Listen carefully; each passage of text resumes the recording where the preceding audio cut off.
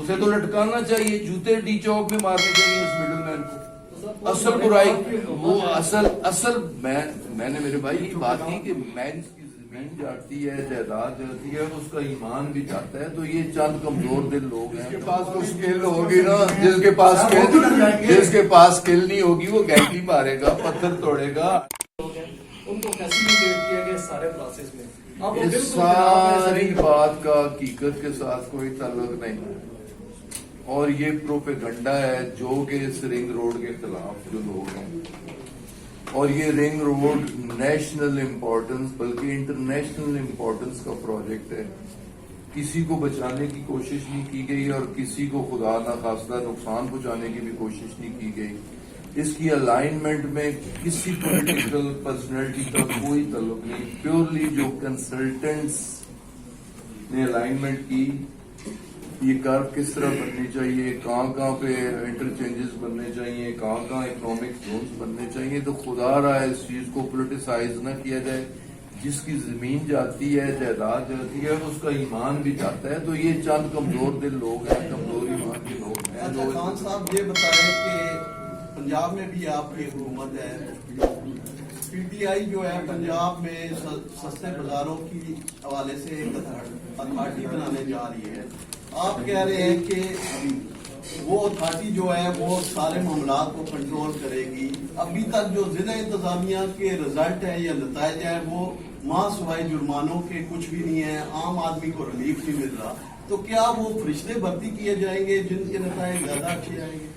جیسے میرے علم میں نہیں ہے کہ اتھارٹی بن رہی ہے, اور میرے علم میں نہیں ہے, اور جرمانہ بھی نہ کیا جائے. لیکن موٹر وے پہ اوور اسپیڈنگ کو کرتا ہے تو جرمانہ ہوتا ہے, تو اسے تھوڑا بندہ کنٹرول کرتا ہے. ایک میں انتہائی ذمہ داری کے ساتھ اور انتہائی افسوس کے ساتھ بات کر رہا ہوں کہ ایک تو مینجمنٹ اپنی ذمہ داری ٹھیک طریقے سے ادا نہیں کر رہی, اور دوسرا دکاندار طبقہ, کاروباری طبقہ. اصل برائی کی جڑ یہ ہے, مسائل کی جڑ یہ ہے. اور میں اس کی ابھی چھوٹی سی مثال, میں لاسٹ ایئر کی مثال جو کیبنٹ میں جس طرح ڈسکس ہوا ہے, میں ارب پہ ارب ایک بات آپ کے سامنے رکھنا چاہتا ہوں. میں کاشتکار بھی ہوں, زمیندار بھی. پچھلے سال کی بات ہے, مٹروں کی کوئی بات میڈیا میں بھی ڈسکس ہوئی تھی, اور روز عاشق عوام ٹھیک طریقے سے ایکسپلین نہیں کر سکتے.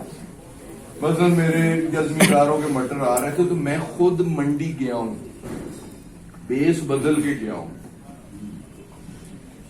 وہاں جی 20 کلو کا توڑا 1000 روپے میں, ایوریج میں بات کر 50 روپے کلو, اور اوپن بولی بھی نہیں ہو رہی, انڈر ہینڈ ڈیل.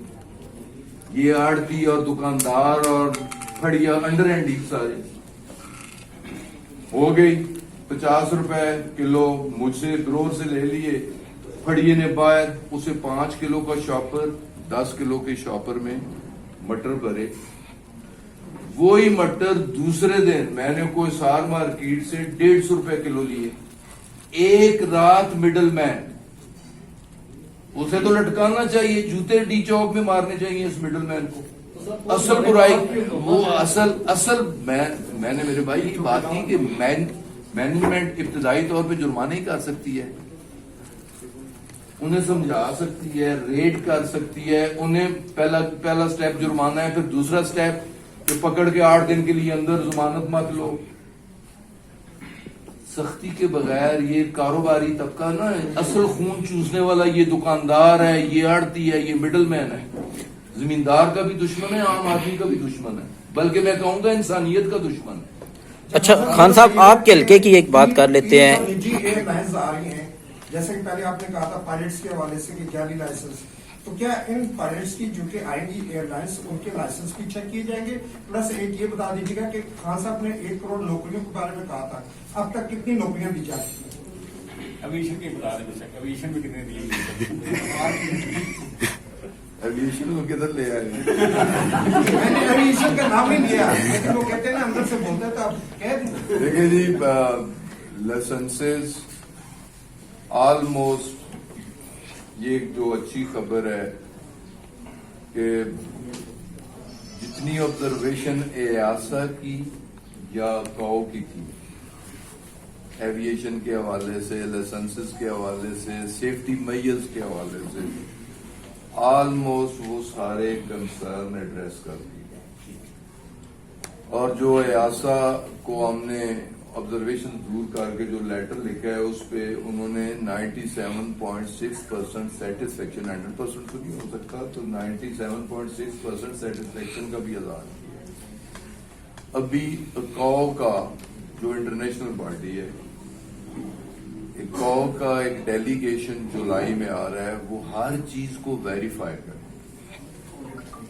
کہ جو اقدامات ہم نے کیے ہیں فزیکلی آن گراؤنڈ واقعی ان پہ عمل بھی ہوا ہے، فزیکلی دیکھنے آ رہے ہیں، ویریفیکیشن کو بھی آ رہے ہیں، ساری چیزیں ہم نے ٹھیک کر لی ہیں۔ لائسنسز جن لوگوں نے انفیئر مینس سے لائسنس حاصل کیا تھا، چاہے چھوٹا لائسنس تھا چاہے بڑا لائسنس تھا، ان کے خلاف ایکشن ہے، لائسنسز بھی کینسل۔ اور جو ذمہ دار تھے ہمارے ایویشن کے ذمہ دار لوگ، کوک پائلٹس جو ان کی جگہ بیٹھ کے امتحان دیتے رہے، کو مڈل مین جو رابطے کروا کے سودے کرواتا تھا، ان لوگوں کے خلاف بھی یہ درجن بھر لوگ ہیں جن کے خلاف کرمنل ایکشن بھی ہو گیا، ایف آئی آر بھی ہو گئی ہیں اور لوگ پکڑے بھی گئے۔ اور اس سسٹم کو مزید ٹرانسپیرنٹ کرنے کے لیے یو کے کی جو سول ایویشن اتھارٹی ہے اس کے ساتھ ایک ایم او یو ہو گیا ہے، اپریل میں اس پہ ایگریمنٹ بھی ہو جائے گا اس ایم او یو پہ، جو بھی اس کی شرائط ہیں، اور سٹینڈرڈز جو U K civil aviation authority standards, examination کے سٹینڈرڈز اور اس کی سپروائزری رول وہ ہم آؤٹ سورس کر کے انہیں دے رہے ہیں، تاکہ بہتر انداز سے ایک تو جو لوگوں کی ایک بد اعتمادی، جیسے کہ آپ نے کہا کہ اب کوئی اور ایئر لائن آ رہی ہے تو اس کی بھی لائسنس چیک کریں، جتنے لوگوں کو لائسنسز ملے ہیں آلریڈی وہ پاکستان میں 862 لوگوں کو لائسنس ملے، 862 میں سے انڈر کوشچن تھے 262 میں سے جو انفیئر مین سے پکڑے گئے وہ ہیں 82 کے خلاف ایکشن ہو گیا، باقی سارے سے وہ چاہے پی آئی اے میں آئے چاہے کسی پرائیویٹ ایئر لائن میں آئے وہ سارے ٹھیک ہیں۔ وہ 1 کروڑ نوکریوں والا رہ گیا، آپ نے بتانا تھا۔ اچھا جی، نوکریاں ابھی تک واقعی ہم نہیں دے سکے،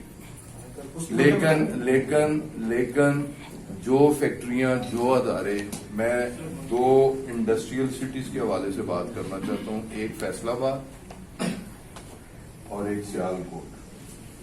اور سیال کوٹ صرف سیال کوٹ نہیں ہے، سیال کوٹ کے ساتھ گجرانوالہ ڈویژن بھی ہے،